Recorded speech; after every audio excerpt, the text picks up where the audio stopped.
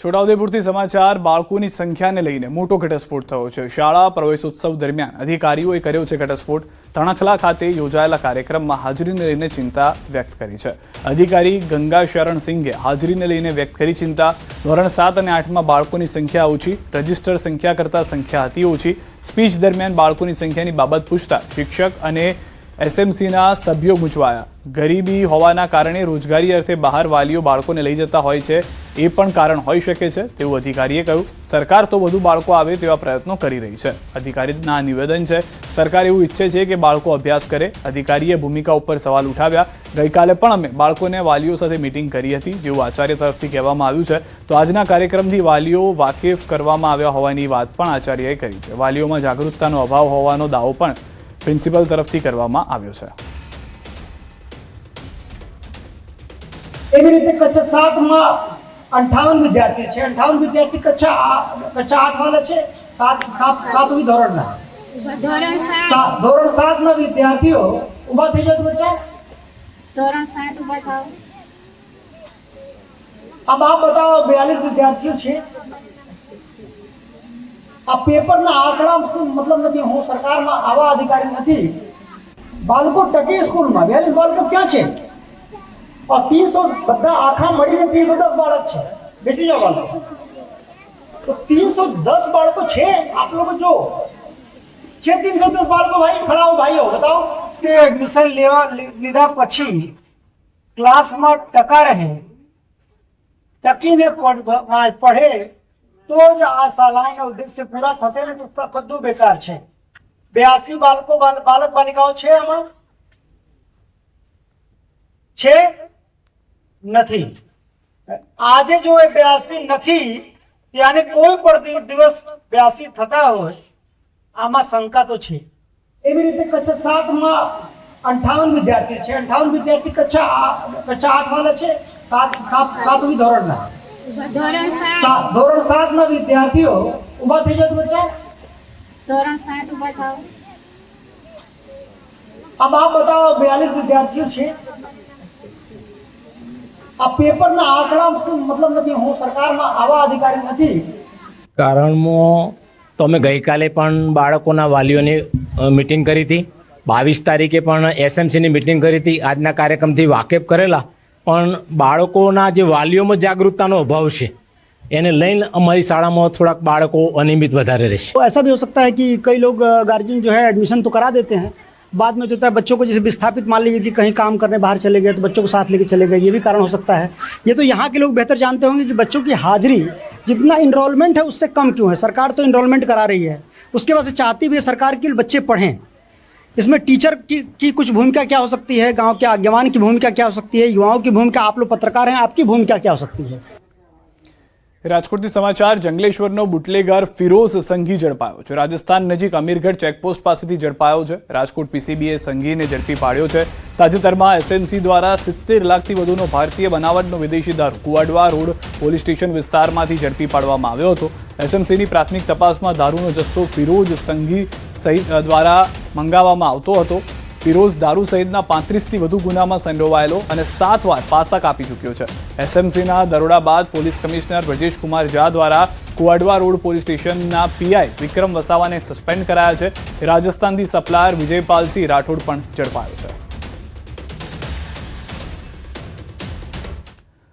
અમદાવાદથી સમાચાર। યુવકને ગે ડેટિંગ એપ પર મિત્રતા ભારે પડી ગઈ છે। નારોલમાં ગે ડેટિંગ એપ મારફતે યુવકને ફસાવી આચરી હતી લૂંટ।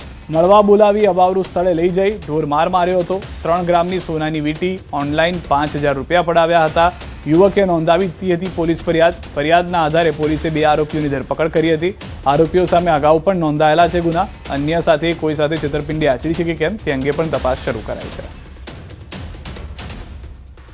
બંને આરોપીએ મળી અને ફરિયાદીને માર મારી અને પોતે પહેરેલી સોનાની વીંટી તેમજ એ લૂંટ કરી અને દબાણ કરીને 5000 ઓનલાઈન ટ્રાન્સફર કરીને રૂપિયા 5000 લઈ લીધેલા છે। ગ્રાઇન્ડર એપ્લિકેશન આપ જાણો છો, એમાં જે સમલૈંગિક લોકો છે એ બાબતની એપ છે। એટલે સમલૈંગિક વ્યક્તિઓ એકબીજાની દોસ્તી કરવા માટે વાતચીત કરતા હોય છે, જેમાં આ લલચાઈ જઈ અને ફરિયાદી મળવા ગયેલ.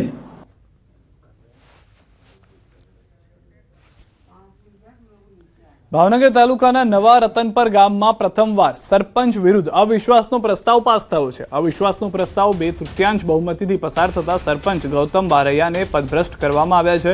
વિસ્તરણ અધિકારી વી.બી. દવેની હાજરીમાં યોજાયેલી બેઠકમાં 10 સભ્યોની સમિતિમાંથી 2 સભ્યોએ અગાઉ રાજીનામું આપ્યું હતું, જ્યારે 2 સભ્યો ગેરહાજર રહ્યા હતા. હાજર સભ્યો 6 સામે 1 મતથી અવિશ્વાસનો પ્રસ્તાવ મંજૂર થયો. સરપંચ સામે ભ્રષ્ટાચાર, સભ્યોને વિશ્વાસમાં લીધા વગર કામગીરી કરવા તેમજ એટ્રોસિટીની ધમકી આપી માનસિક ત્રાસ આપવાના આક્ષેપો કરવામાં આવ્યા હતા.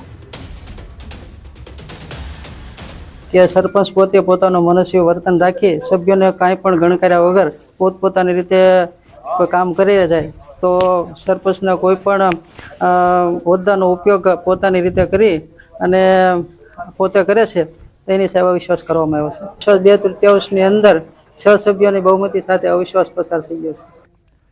મહેસાણાથી સમાચાર. મહાનગરપાલિકાની પ્રથમ સાધારણ સભામાં ભારે હોબાળો અને રાજકીય ઘર્ષણ વચ્ચે યોજાઈ હતી. વિકાસના વિવિધ મુદ્દાઓ પર ચર્ચા દરમિયાન ભાજપના મહામંત્રી ભગાજી ઠાકોરે વિવિધ કમિટીઓની જાહેરાત કરવાનો પ્રયાસ કરતા કોંગ્રેસના કોર્પોરેટરોએ તેનો ઉગ્ર વિરોધ નોંધાવ્યો હતો. કોંગ્રેસે આ કાર્યવાહી મહાનગરપાલિકાની નિયમિત પ્રક્રિયા વિરુદ્ધ હોવાનું કહી સવાલ ઉઠાવ્યા હતા. આ મુદ્દે ભાજપ અને કોંગ્રેસના કોર્પોરેટર આમને સામને આવી જતા સભામાં ઉગ્ર બોલાચાલી અને તંગદિલીનો માહોલ સર્જાયો હતો.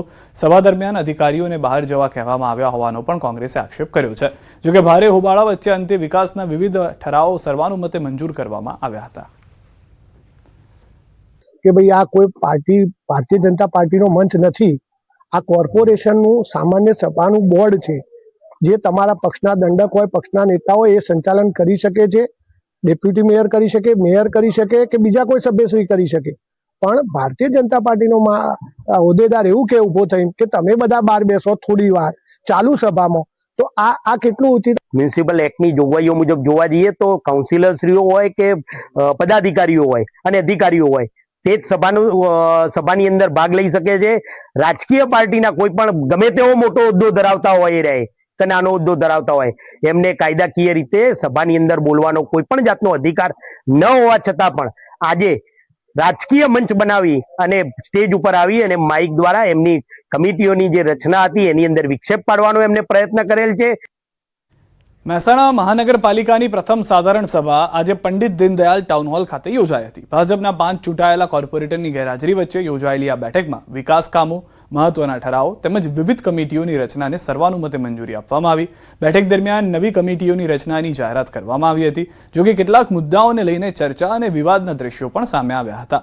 મહિલા કોર્પોરેટરના પતિઓ સભા સ્થળે હાજર જોવા મળતા તે પણ ચર્ચાનો વિષય બન્યો. ભારે ચર્ચા અને વિવાદો વચ્ચે પૂર્ણ થયેલી પ્રથમ સાધારણ સભા બાદ હવે મનપાની નવી કમિટીઓ અને લેવાયેલા નિર્ણયોની કામગીરી પર સૌની નજર રહેશે.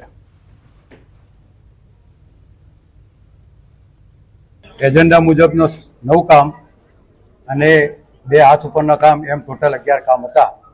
એમાં 11 કામ સર્વાનુમતે મંજૂર કરવામાં આવ્યા છે. 12 સમિતિની રચના કરવામાં આવી છે. એજન્ડા મુજબના ઠરાવ નક્કી કરવામાં આવ્યા છે. નડિયાદમાં પૂર્વ કાઉન્સિલર પર થયેલા હુમલાના મામલે પોલીસે ઝડપી કાર્યવાહી કરતા 2 આરોપીઓની અટકાયત કરી છે. આરોપી કશ્યપ પ્રજાપતિ અને કિશોરભાઈ વરિયાને પકડી પાડવામાં આવ્યા છે. પ્રાથમિક તપાસ મુજબ ઝાડ કાપવાની સામાન્ય બાબતે શરૂ થયેલો વિવાદ મારામારી સુધી પહોંચ્યો હતો. ઘટનામાં આરોપીઓએ પૂર્વ કાઉન્સિલરના માથાના ભાગે ઘા મારતા તેમને ગંભીર ઈજા પહોંચી હતી. નડિયાદ પશ્ચિમમાં આવેલી વાઘેશ્વરી સોસાયટીમાં આ ઘટના બની હતી, જેમાં નડિયાદ નગરપાલિકાની ચૂંટણી શાખાના કર્મચારી કિશોર વરિયાનું નામ સામે આવતા મામલો વધુ ચર્ચાસ્પદ બન્યો છે. જોકે સામે પક્ષે જીનલબેન પ્રજાપતિએ પણ ફરિયાદ નોંધાવતા પોલીસે આગળની તપાસ હાથ ધરી છે. કાઉન્સિલર હતા એટલે પોતાના વિસ્તારમાં રિમોન્સનની કામગીરીમાં ઝાડ કપાવતા હતા. આ અનુસંધાને જે હાલના જે આરોપીઓ છે કશ્યપભાઈ અને એમના પરિવારજનોએ વાંધો લીધેલો અને આ આધારે તેમની વચ્ચે અંદરો-અંદર બોલાચાલી થયેલી. ત્યારે આ કશ્યપભાઈના જે સસરા છે એ કિશોરભાઈ વરિયા એ પોતે લાકડાનો દંડો લઈને આવેલા અને એમને આ લાકડાના દંડાથી રૂપિતભાઈને, એમના માતા અને એમના પિતા પિયુષભાઈને માર મારેલો. જે અનુસંધાને પોલીસે વિગતવારની ફરિયાદ નોંધી લીધેલી છે. ભાવનગરમાં સરટી હોસ્પિટલમાં ફરી રેગિંગનો મામલો સામે આવ્યો છે. સરટી હોસ્પિટલ અને મેડિકલ કોલેજમાં રેગિંગ મુદ્દે વિવાદ વચ્ચે વધુ એક બેનામી ફરિયાદ સામે આવી છે. યુજીસીના એન્ટી રેગિંગ પોર્ટલ પર ગાયનેક વિભાગના એક જુનિયર ડોક્ટરે સિનિયર ડોક્ટરો દ્વારા જમવાના નામે નાણાંની માંગણી કરી અને દબાણ કરતા હોવાના આક્ષેપ કર્યા. ફરિયાદને પગલે એન્ટી રેગિંગ સ્ક્વોડે પ્રથમ વર્ષના વિદ્યાર્થીઓની પૂછપરછ કરી હતી. જો કે વિદ્યાર્થીઓએ રેગિંગની કોઈ ઘટના બની હોવાનો ઇનકાર કર્યો. ભાવનગર મેડિકલ કોલેજના ડીન ડોક્ટર ચિન્મય શાહે જણાવ્યું કે ફરિયાદની ગંભીરતાથી તપાસ કરવામાં આવી રહી છે અને બીજા તથા ત્રીજા વર્ષના વિદ્યાર્થીઓને પણ કડક સૂચનાઓ આપવામાં આવી છે. એ રીતે એન્ટી રેગિંગ સ્ક્વોડને તુરંત જ એ જ દિવસે બોલાવી અને બધા ફર્સ્ટ યરના વિદ્યાર્થીઓનું નિવેદન લેવામાં આવેલા હતા. પણ ફર્સ્ટ યરના વિદ્યાર્થીઓએ આને સદંતર આ જે ફરિયાદ છે ને નકારી કાઢી હતી. ફરીવાર સેકન્ડ યર અને થર્ડ યરને પણ પાછા બોલાવવામાં આવ્યા હતા કે ભાઈ આ રીતનું છે, ભલે અત્યારે ફર્સ્ટ યર નકાર્યું છે, પણ જો આવું કંઈ થતું હોય તો એ બંધ કરજો.